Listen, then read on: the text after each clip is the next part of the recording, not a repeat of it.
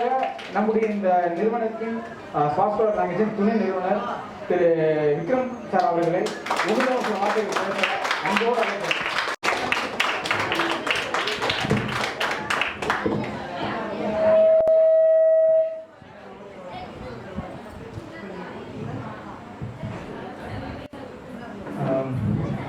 First எல்லாருக்கும் ஒரு நன்றி சொல்லிட்டு தான் நான் ஆரம்பிக்க போகிறேன். இது ஒரு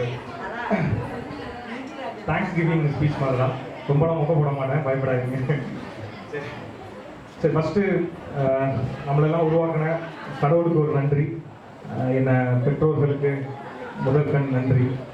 அதுக்கப்புறம் இங்கே சிறப்பு விருந்தினராக வந்திருக்கோம் சதானந்தன் சார் அவர்கள், அப்புறம் விக்னேஸ்வரன் அவர்கள், அப்புறம் எனக்கு ரொம்ப முக்கியமாக கோஆப்ரேட் பண்ண இங்கே விருந்தினராக வந்திருக்க பெற்றோர்கள், எப்போதுமே சப்போர்ட்டிவாக இன்ஸ்டியூட் வந்து ரன் ஆகிறதுக்கு ரொம்ப முக்கிய காரணம் அவங்க தான். மேடமுக்கும் சரி, இங்கே சன்னாநல்லூர்லன்னு இல்லை, நன்னிடத்துலையும் சரி, ரெண்டு இடத்துலையுமே வந்து அவங்களோட கோஆப்ரேஷன்லாம் இவ்வளோ தூரம் நடந்திருக்காது. அவங்களுக்கு என்னோட வணக்கத்தையும் நன்றி தெரிஞ்சுக்கிறேன். லாஸ்ட்டாக நல்லா தெரியும், அதனால தான் நான் உங்க கூட ஃப்ரெண்ட்லியாகவும் இருக்கிறது, அதே நேரத்தில் கண்டிப்பாகவும் இருக்கிறது. நான் ஒன்று சொல்கிறேன், நல்லா ஞாபகம் வச்சுக்கோ. உங்கள் அப்பா அம்மாவுக்கு எவ்வளோ ரெஸ்பான்சிபிலிட்டி இருக்கோ உன்னோட வாழ்க்கையில் எனக்கும் அதே அளவுக்கு இருக்குது. சரியா? நீ வெளியில் போய் உங்கள் டியூஷன் பையன் இந்த மாதிரி வெளியில் போயிட்டு இருக்கான், இந்த மாதிரி தப்பு பண்ணுறான் அப்படின்னு என் காதுக்கு வந்தால் அவங்களுக்கு எவ்வளோ ரெஸ்பான்சிபிலிட்டி இருக்கோ அதே மடங்கு எனக்கும் ரெஸ்பான்சிபிலிட்டி இருக்குது. நீ எங்கே இருந்தாலும், நீ இப்போ பார்க்குற, இனிமேல் வீடியோ பார்க்க போகிற, நீ ஃபியூச்சரில் பார்க்க போகிறேன்னு எப்போ பார்த்தாலும் இதை நல்லா ஞாபகம் வச்சுக்கோ. நான் வந்து கேட்பேன், சரியா? நீங்கள் வந்து நல்ல பொசிஷனில் வரணும், அதுதான் அவங்களும் ஆசைப்படுவாங்க, நானும் ஆசைப்படுறேன். அதுக்காக தான் இவ்வளோ முயற்சிகள் வந்து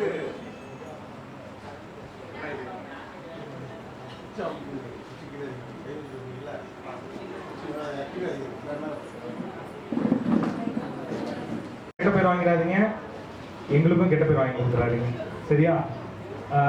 4 பேர் பார்க்கும்போது உங்கள் ஸ்டூடெண்ட் பாருங்க எப்படி போகிறாங்கன்னு சொல்லிடக்கூடாது. உங்களை ஒரு நல்ல பசங்களை தான் சொல்லணும். நீ படிப்பு முன்ன பின்னாடி படிக்கலாம், அது பிரச்சனை இல்லை. நீ மார்க் கம்மியாக வாங்க அதிகமாக வாங்க, அது பிரச்சனை கிடையாது. ரொம்ப டிசிப்ளினாக நடந்துக்கோங்க. உங்கள் டிசிப்ளின், உங்கள் ஒழுக்கம் தான் மற்றவங்கள்ட்ட உங்களை தனிச்சா காட்டும், சரியா? புரியுதா? ஏய் சரி, அதை உங்களுக்கு அதான் இவ்வளோ தூரம் பேசிட்டு இருக்கேன். பேரண்ட்ஸ்க்குலாம் நம்பிக்கை வரணும்ல. உங்களை பற்றி கம்ப்ளைண்ட் இல்லாத நாளே கிடையாது. ஸோ அதனால வந்து இல்லை, நல்லா தான் படிக்கிறாங்க, நல்லா தான் பண்ணுறாங்க, நல்ல ஒழுக்கமாக இருக்காங்க, ஃபஸ்ட்டு வார்த்தையே என்கிட்ட வர்றது அதான் வரும். நான் அதை நம்புகிறேன். நீங்கள் இப்படியே தான் இருப்பீங்கிறதும் நம்புகிறேன். Love you so much. என்னோட பசங்க தான்.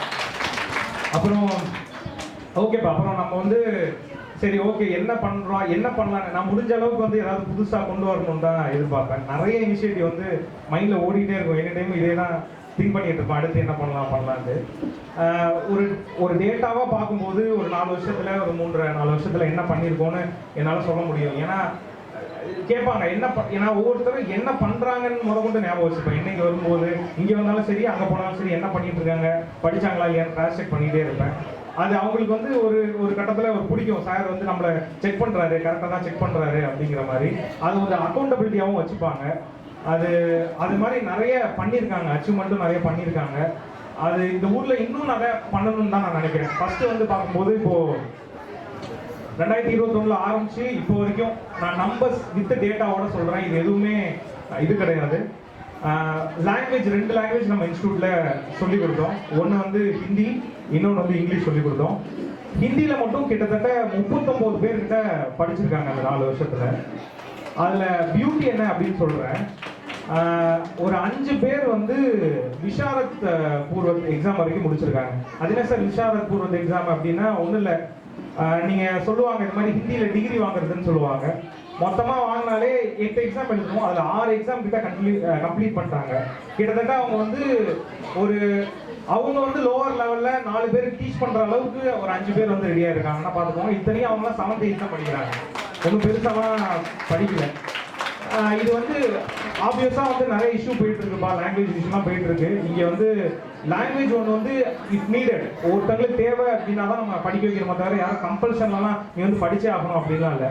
அதுக்கான ஆப்பர்ச்சுனிட்டியை நான் கிரியேட் பண்ணி தரோம், அவ்வளோதான். ஏன்னா நம்ம ஊர் சைடு உங்களுக்கே தெரியும், நீங்க சுத்து வட்டாரத்துல விசாரிச்சு பாத்தீங்கன்னா ஹிந்திக்கு இங்க மட்டும் தான் இருக்கு டிவிஷனு.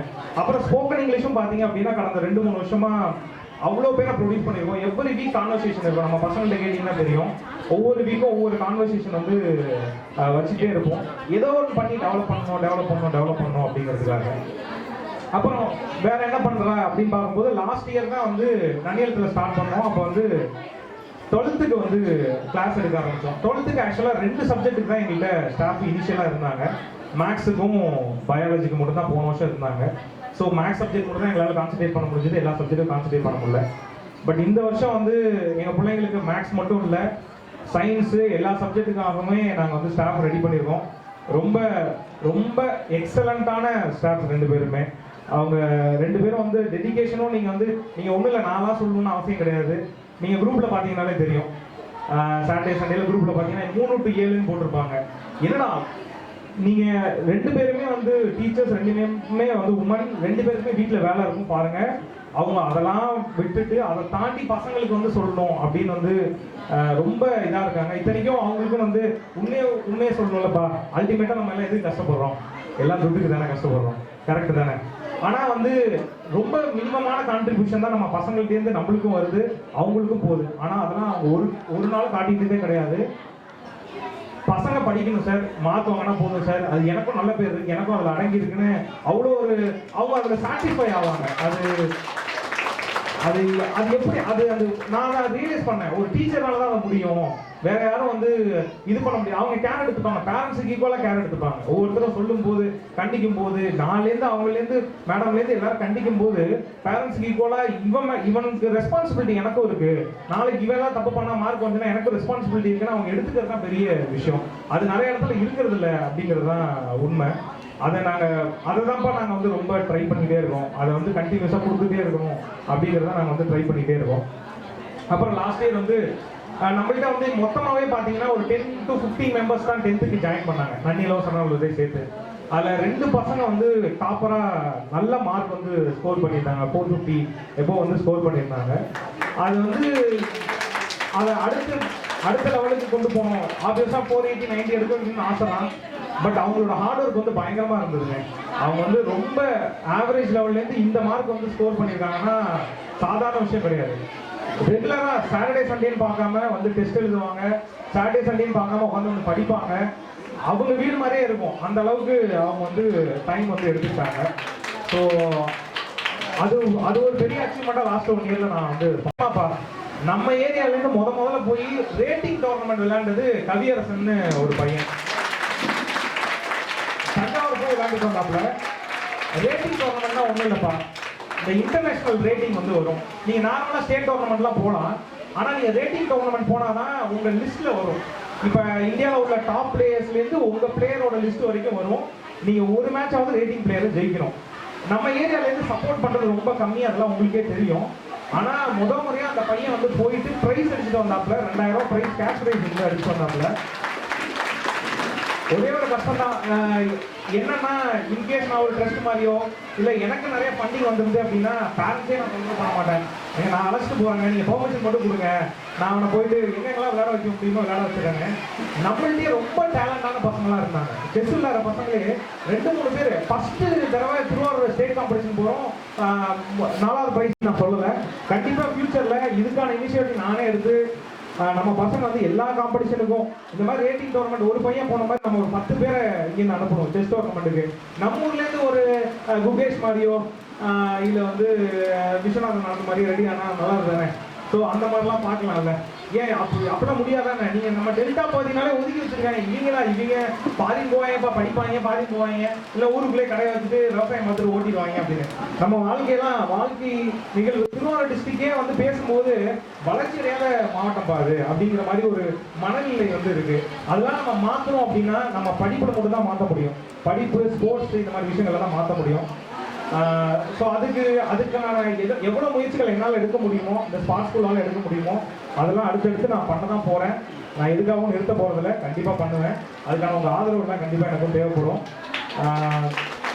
Thank you so much. ரொம்ப டைம் எடுத்துன்னு நினைக்கிறேன். மேலும் மேலும் அடுத்தடுத்து ஃபங்க்ஷன் வைக்கிறதும் அடுத்தடுத்து பசங்களுக்காக எல்லாம் பண்ணுறதுக்கும் நான் ரெடி. உங்களோட ஒத்துழைப்பும் இருந்தால் இன்னும் கொஞ்சம் நல்லாயிருக்கும். Thank you so much. தேங்க்யூ